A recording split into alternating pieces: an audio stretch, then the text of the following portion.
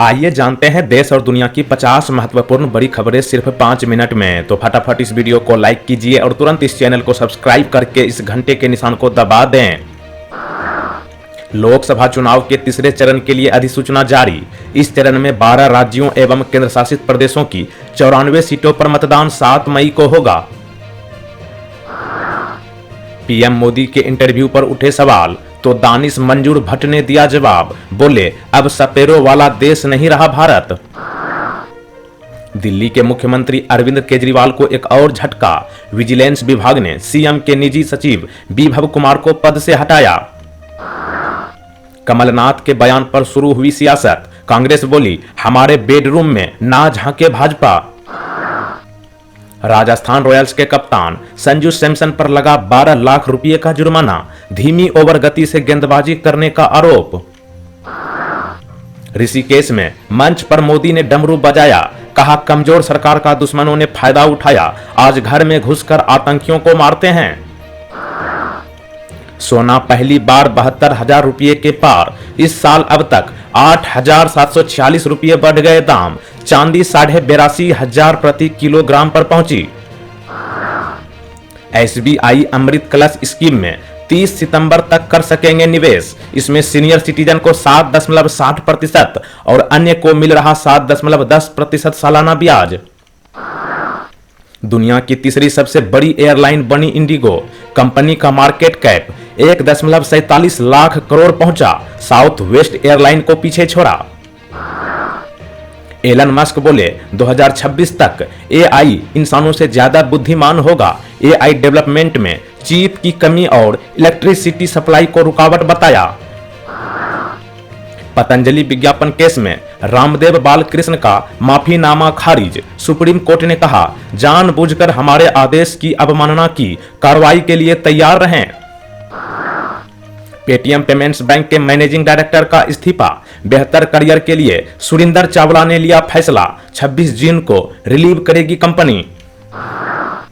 सावधान, भारत समेत 92 देशों में स्मार्टफोन यूजर्स पर अटैक, एप्पल ने दी बड़ी चेतावनी।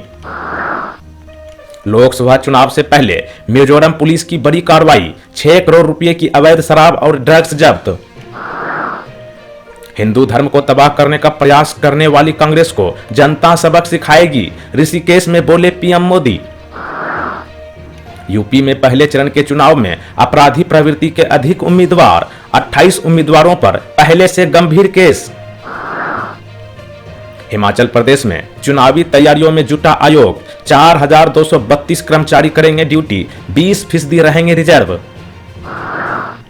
झटके पर झटका, कांग्रेस से इस्तीफा दे चुके तेज तर्रार प्रवक्ता रोहन गुप्ता ने थामा बीजेपी का दामन, बोले वहां मेरा कई बार हुआ अपमान। दिल्ली शराब नीति केस में बीआरएस नेता के कविता की मुसीबत बढ़ी, अब सीबीआई ने ईडी की हिरासत से किया गिरफ्तार। एमआई के कप्तान हार्दिक पांड्या का सौतेला भाई गिरफ्तार, करोड़ों रुपए की धोखाधड़ी के मामले में मुंबई पुलिस ने कसा शिकंजा। पीएम मोदी बोले मैं बाल कलर करके सफेद करता हूं ताकि लोगों को लगे कि मैं भी मैच्योर दिख सकूं। हवाई यात्रा हुई महंगी, बढ़ा 25% तक किराया, गर्मियों की छुट्टी आने से पहले हवाई यात्रा पर पड़ा असर। ईडी ने खाद्य विभाग को भेजा पत्र, बायोमेट्रिक सिस्टम लागू होने के बाद रद्द का राशन कार्ड की मांग जानकारी। न्यूयॉर्क और न्यू जर्सी में भूकंप के झटके, रेक्टर स्केल पर 5.5 थी तीव्रता। यूपी मदरसा एक्ट रद्द करने के इलाहाबाद हाईकोर्ट के फैसले पर सुप्रीम कोर्ट ने लगाई रोक। आइए अब जानते हैं खबरों को विस्तार से। बेरोजगार पति को पत्नी देगी गुजारा भत्ता, बॉम्बे हाईकोर्ट का बड़ा आदेश। आपको बता दें, बॉम्बे हाईकोर्ट ने निचली अदालत के उस फैसले को बरकरार रखा है जिसमें एक पत्नी को अपने बेरोजगार पति को 10,000 रुपये महीने गुजारा भत्ता देने का निर्देश दिया गया था। रिपोर्ट के मुताबिक अदालत ने हिंदू विवाह अधिनियम की धारा 24 का हवाला दिया, जिसमें पति पत्नी शब्द का प्रयोग किया गया है, जिसमें पति और पत्नी दोनों शामिल है। इसलिए वैवाहिक विवाह की कार्रवाई के दौरान अगर कोई भी पक्ष अपना भरण पोषण करने में असमर्थ है तो वह दूसरे पक्ष से गुजारा भत्ता देने की मांग कर सकता है। इस मामले में पत्नी को अपने बेरोजगार पति को गुजारा भत्ता के रूप में 10,000 रुपये देने का आदेश जारी किया गया है। दोस्तों, कमेंट बॉक्स में आप जरूर बताइए, क्या यह फैसला अदालत द्वारा सही दिया गया है या गलत। कमेंट बॉक्स में आप हमें जरूर बताएं। साथ ही थोक महंगाई में मामूली राहत 4 महीने से निचले स्तर पर पहुंची। आपको बता दें, खुदरा महंगाई की तरह थोक महंगाई में भी मार्च के महीने में लोगों को मामूली राहत मिली है। हालांकि आंकड़ों के अनुसार थोक महंगाई मार्च के महीने में पिछले 4 महीनों के निचले स्तर पर रही। सरकार की तरफ से जारी डाटा के अनुसार थोक मूल्य सूचकांक यानी WPI आधारित मुद्रास्फीति मार्च में घटकर 0.2% हो गई है। इधर SBI ने RTI कानून के तहत इलेक्टोरल बॉन्ड की जानकारी देने से किया इनकार। दरअसल भारतीय स्टेट बैंक ने सूचना के अधिकार कानून के तहत चुनाव आयोग को दिए गए चुनावी बॉन्ड का ब्यौरा देने से इनकार करते हुए दावा किया है कि यह व्यक्तिगत जानकारी है, जिसे किसी जिम्मेदार हैसियत से रखा गया है। SBI ने यह भी कहा है कि इसके बावजूद चुनाव आयोग की वेबसाइट पर पब्लिक डोमेन मौजूद है। इधर अमेरिका में बढ़ती महंगाई दुनिया के लिए बड़ा आर्थिक खतरा। दरअसल आपको बता दें, ग्लोबल लेवल पर आने वाले कुछ दिनों में बड़ी उथल पथल देखने को मिल सकती है, क्योंकि हालात इस ओर इशारा कर रहे हैं। यह चेतावनी दिग्गज भारतीय बैंकर उदय कोटक ने दी है। उन्होंने कहा है कि मार्च में अमेरिका में महंगाई के आंकड़े उम्मीद से ज्यादा रहे हैं। इसके चलते फेडरल रिजर्व द्वारा ब्याज दरों में कटौती की उम्मीदें खत्म सी हो गई है। ऐसे हालात वैश्विक अर्थव्यवस्था के लिए बिल्कुल अच्छे नहीं हैं। कोटक महिंद्रा बैंक के संस्थापक उदय कोटक ने कहा, अमेरिका में बढ़ती महंगाई रहने से भारत समेत वैश्विक स्तर पर ब्याज दरें ऊंची बनी रहेगी।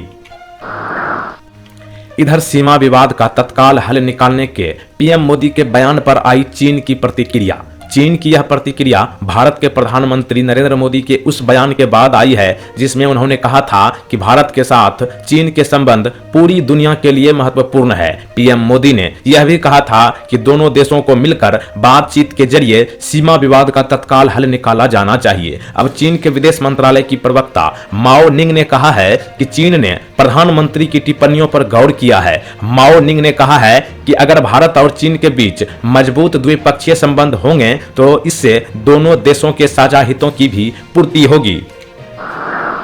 साथ ही एप्पल यूजर्स पर मंडरा रहा है बड़ा खतरा। निशाने पर भारत सहित 91 देश। दोस्तों, क्या आप भी एप्पल का आईफोन या कोई अन्य डिवाइस यूज कर रहे हैं? अगर हाँ, तो अभी सावधान हो जाएं। कंपनी ने भारत समेत 91 देशों में मौजूद लाखों यूजर्स के लिए एक चेतावनी जारी की है, जिसमें बताया गया है कि इस वक्त स्पाईवेयर का इस्तेमाल करके कई यूजर्स को निशाना बनाया जा रहा है।